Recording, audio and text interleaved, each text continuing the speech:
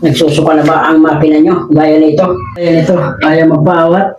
Panoorin kung ano ang gagawin natin dito at ano ang mga pyesa ang papalitan ko dito para mawala ang pagsusuka nito.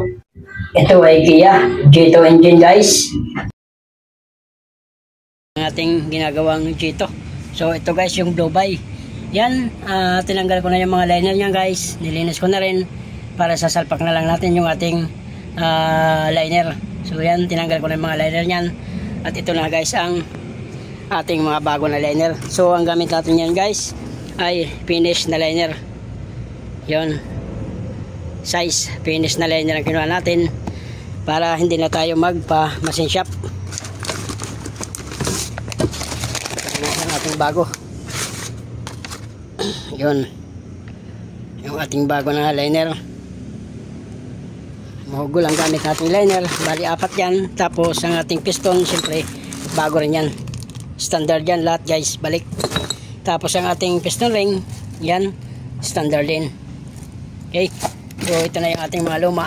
At ang ating mga piston. Yun na yung luma. So ito ikakabit na natin yung ating mga pyesa. Ayan, nahasa ko na rin yan guys. Yung barbula. Yun. Bali bubuin na natin to. So ito ang naging issue nito. Ito yung Dubai na tumatalsik dito sa dipstick at nagkakaroon ng pressure. Tapos dito lumalabas yung langis. So buuin na natin yan guys. At syempre bago natin ipasok tong liner sa bore, kailangan masukat muna natin kung tama yung clearance o medyo may ano lang siya. Yan guys. Yan ang sakto lang siya. Yun. Suabe, medyo maganit lang siya ng konti pag nilalabas, pero yan ang tama, yung katamtama lang guys. Yon, so okay po yung clearance na yan. So wala pong Dubai, panigurado to. Tapos kakabitan pa ng piston ring, ay sigurado po yan guys, wala pong Dubai yan. Tsaka bago yan, susukatin natin sa bago natin ipasok.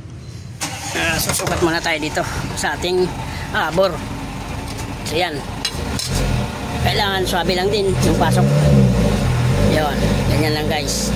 So yan, konting pukpok na lang yan. Pag pinukpok niya guys, pasok na yan.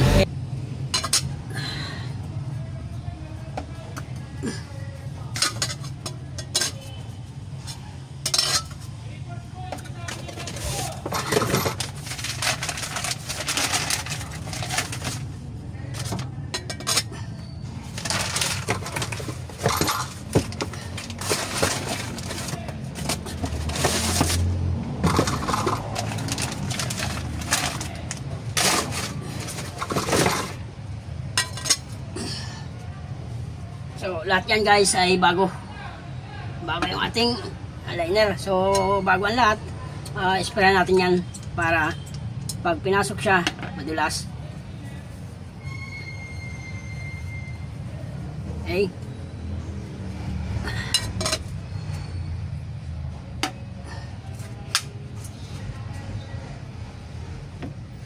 at gagamit tayo ng kahoy pang pamukpok.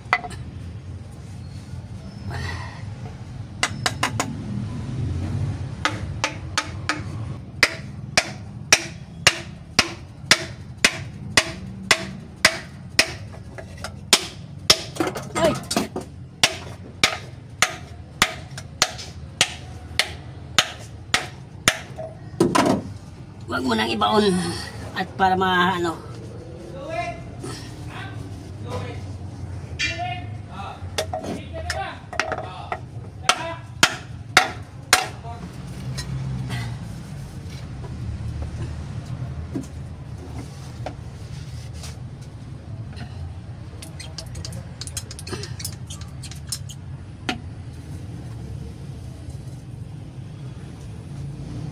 Yun.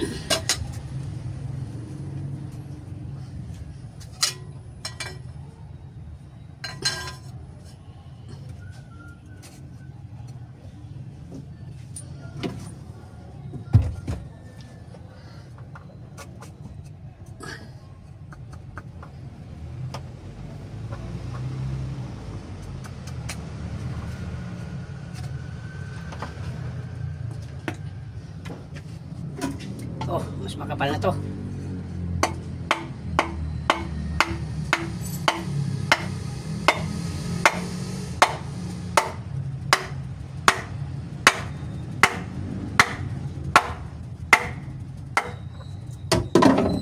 Siyempre pupunasan yan guys kasi mayroon dumi yan na nakapasok dito. Pwede kasi umangat pag hindi ito napunasan.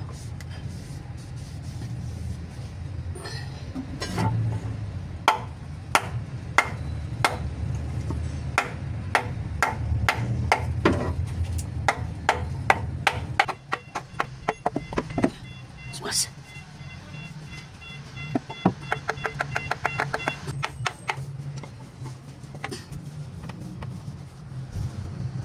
Sukatin natin lang guys yung kanyang clearance. Ito yung ating bagong piston.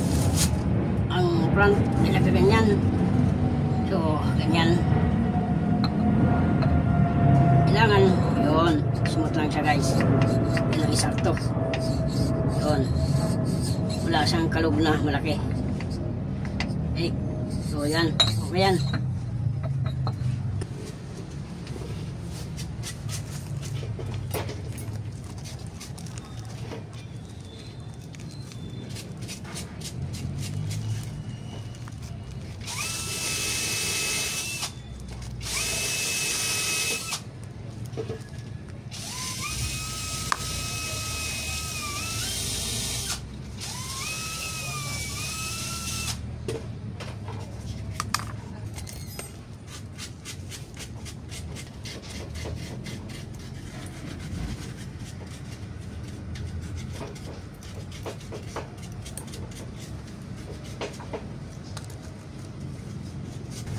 At syempre guys, kailangan bago natin ipasok yung ating piston ay susukatin din natin itong ating piston ring. Yan, kailangan tama lang yung clearance nya. Yun, standard naman to guys, lahat liner standard, tapos yung piston ring standard na rin. So yan, ang ganda ng clearance nya guys. Yun, dapat ganyan lang yung clearance. Tapos syempre second ring, yung iba na yan kahit di nasukatin yan dahil paras lang naman yan guys. Yung ating ring or liner, iisa lang naman yan. Ibig sabihin kung anong sukat dito, ganun na rin ang sukat ng iba na yan kahit di nasukatin yung iba na yan guys.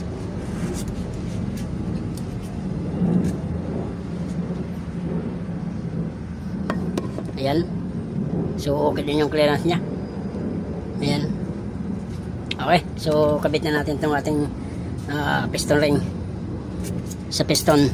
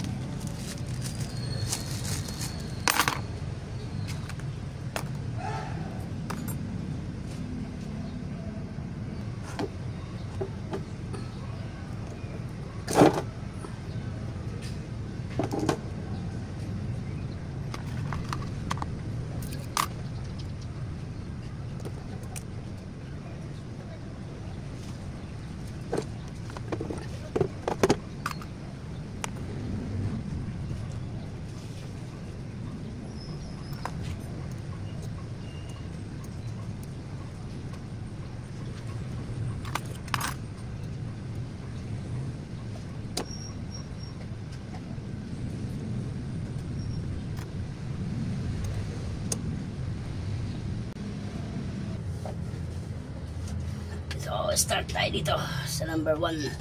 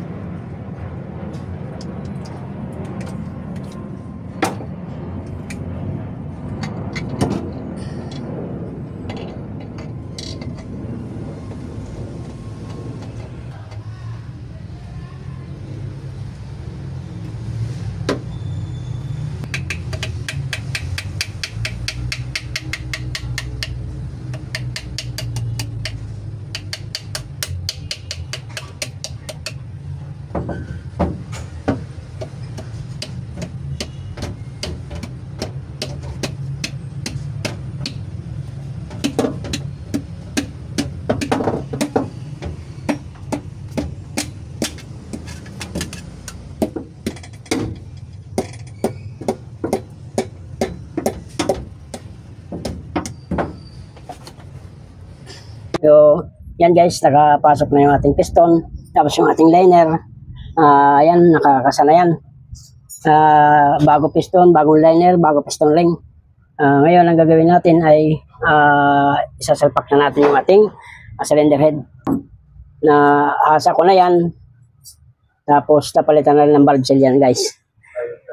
Ito, ang gagamitin nating cylinder head gasket ay ayan, federal. Yun, yung ating cylinder head gasket. At ito yung ating mga gagamitin. Meron tayong torque wrench. Yan, yung ating torque wrench na gagamitin para dito. Yan guys, nakabit na natin yung ating cylinder head. Yan. Nakasa na yan. At syempre, gagabit na natin yung mga tornilyo.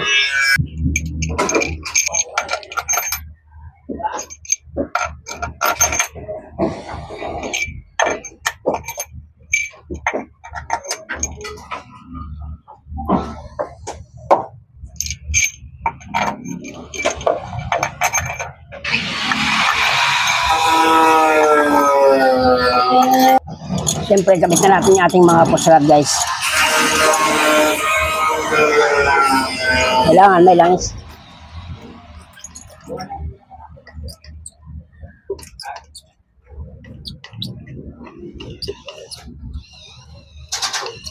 Yun.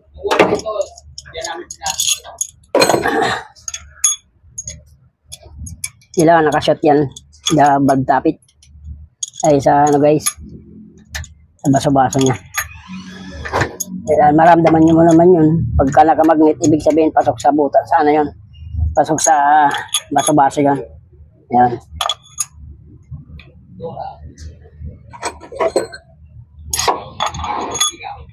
Yan.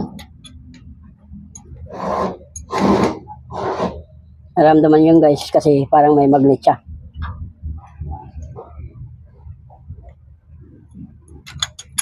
Yun.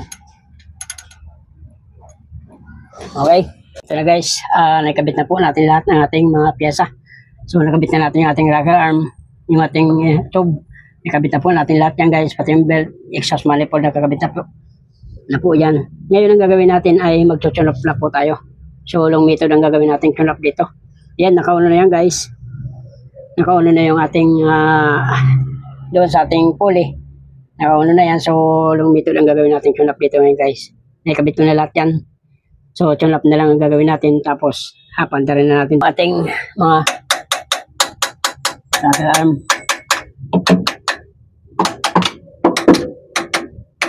Para lumapat yung ating mga itong ating mga push rod.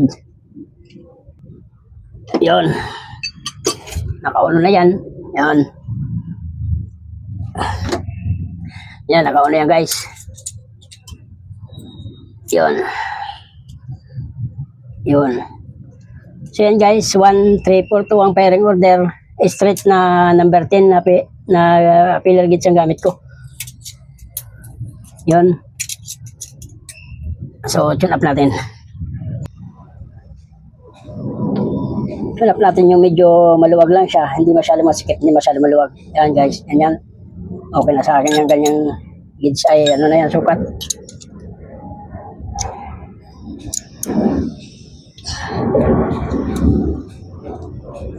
Yan. Tapos ito, sobra naman luwag.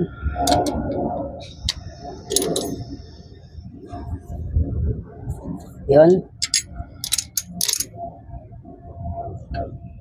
Okay. Yun.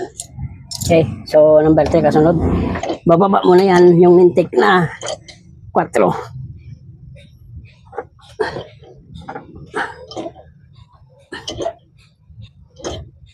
Yun. So, ibig sabihin nakatres na yan guys.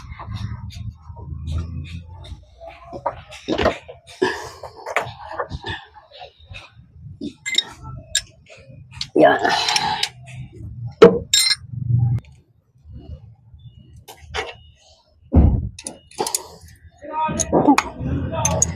Yan yung ganyan lang guys na higpit.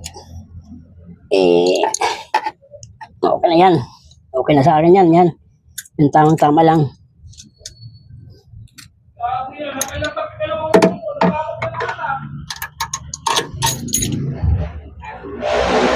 Yun.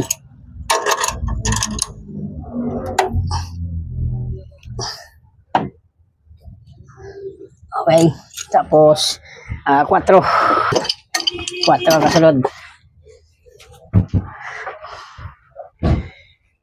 Ang masaklap nito guys, pagkatapos itong G2, meron naman akong kasunod na GB1 overheat. Nagkakaroon din ng pressure yung kanyang cylinder head. So yun ang kasunod ko pagkatapos nito. Top overhaul din yun. Palit 4GG2 mga palit cylinder head gasket.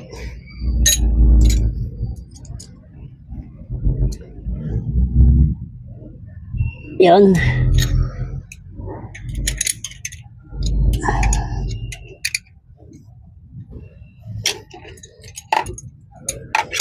Sobra.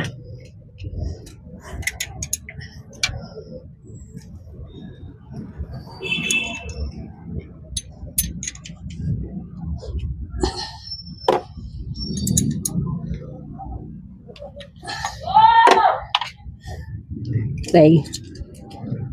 Tapos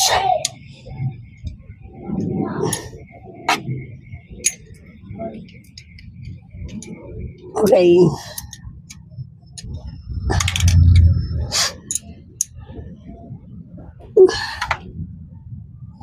Okay, yun, spot lang. And then, asunod natin dyan yung dos. Ngayon, yung mapapansin nyo guys, yung intake na valve, or bababa yan.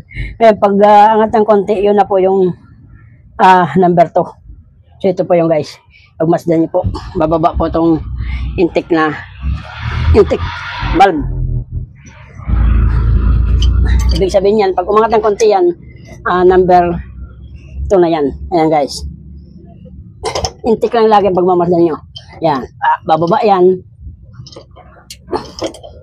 Yan. Tapos angat ng konti yan guys. Yan. Pag angat ng konti, ibig sabihin nun, yun na yung dos. Ganon din yan. Sa ibang rocker alarm, ganon din lang yan. Laging intake.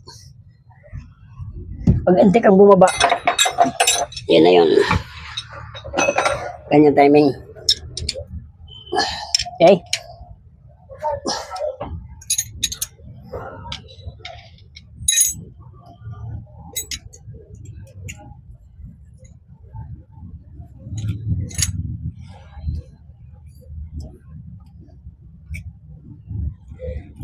Okay.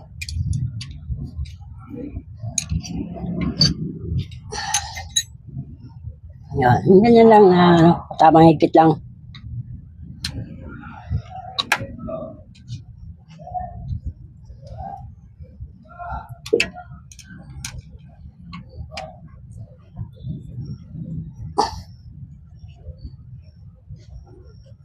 Okay.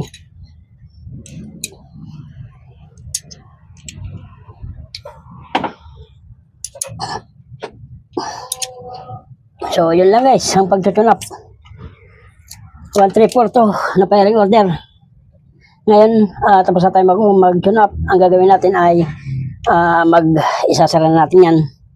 Tapos, yung mga kulang ay ikakabit ko pa ganyan guys, yung mga kulang nito. At tapos, pagkatapos ito guys,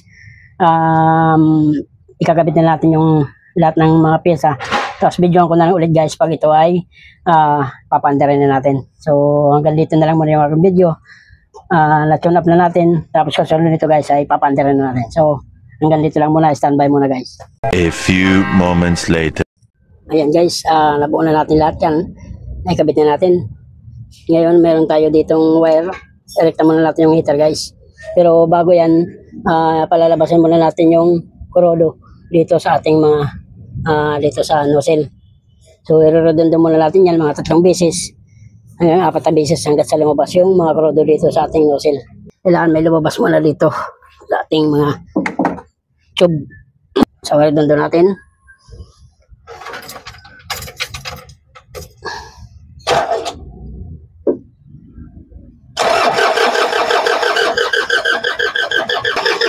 Yan guys. So, mayroon ang lumabas. Yan. Lahat po ay may lumabas na kurodo. So, ngayon ang gagawin natin ay i-heater na natin yan para ready na siya mandar. Yun, meron na yan. So, hita na natin. Ay, isara muna natin.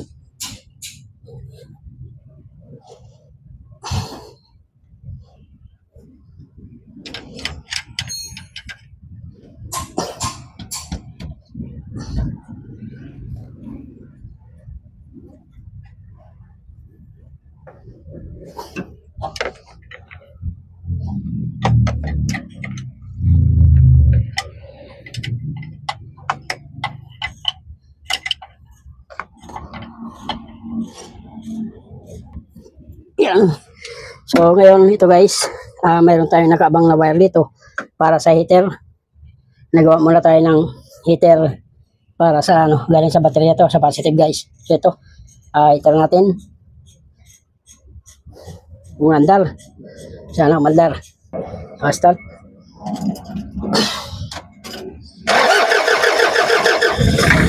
Yun. So yun guys, umandar. Ngayon, ang pagmamasdan natin dyan, yung kanyang problema na overheat. So yan, hindi siya palyado. Okay yung kanyang andar. Hindi na natin blinig dyan, pero okay yung kanyang andar. Ang problema nito guys, pag ito uminit na siya, saka na nagkakaroon ng pressure dito, tapos dito. Yun ang pressure na nagkaroon sa kanya. Ngayon, paandarin muna natin ng mga ilang minuto. Yan. So, yan ang ating binali. Yan, umandal na. Walang ilig. So, ibig sabihin, walang palya yan. Yun. Okay. Yun. Hindi na natin blinig yan, pero talagang hindi na natin blinig yan, pero umigay pa rin yung andar niya. One click. Ngayon, ahintayin natin mga 3 minutes. Kaya pandarin natin, o painitin natin para malaman natin kung magkakaroon pa rin siya ng blow pipe. Yan guys, gumagana naman ang mga panel board yan. Gumagana po lahat yan. Yung temperature, gumagana rin yan. Painitin lang natin yan. Ayan, malamig pa yung makina niya. So, wala pang blow pipe yan. Gumaganyan pa, kaganyan pa. Pero dati kahit malamig pa siya, talagang nagkakaroon siya ng pressure. Ngayon, mas maganda pagmamasdan natin. Pag mainit ng makina, mas malakas talaga ang pressure pagkakaroon. Meron lang ng tulog dito.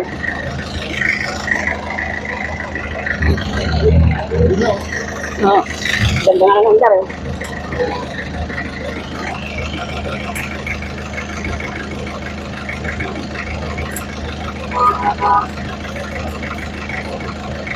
Makas pa lalo.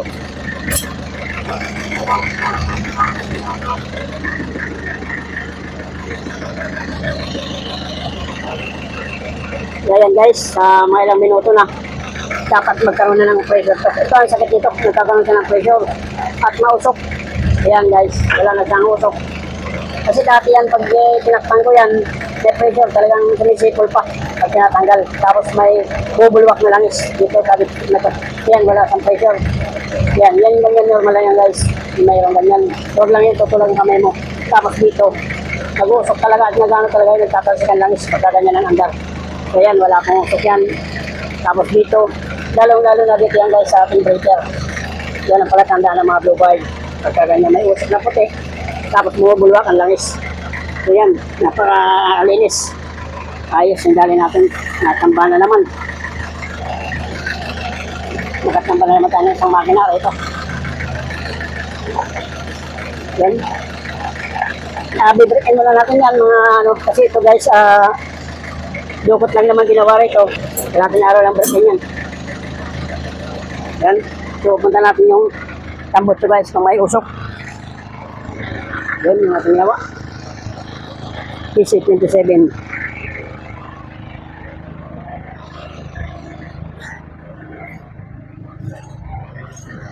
Ayan yung kanyang tambotso. So yan guys, walang usok. Pero man yan, normal lang yan kasi busy yan. Pero kunti lang yung guys, bali kasi ito bagong sampar bulan ito. Ngayon lalapat pa ng maayos yan. Kaya medyo may usok pa na kulit kasi yan. Pero pag lumapat yan, mawawala yan guys.